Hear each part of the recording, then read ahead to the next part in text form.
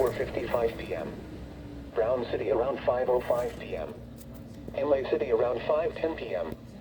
Other locations impacted by these severe thunderstorms include Goodland Township, Burnside, Attica, Elba, Kings Mill, No way, bro. and Thornville.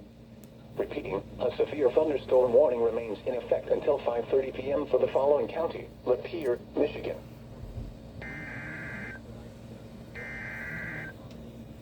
Oh, wow.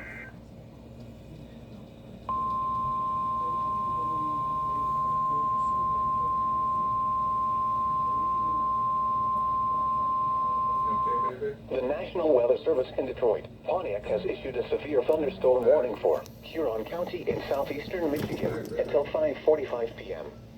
At 4:42 p.m., severe thunderstorms were located along a line extending from 9 miles south of Arlington No way, bro. to near Mayville, moving northeast at 55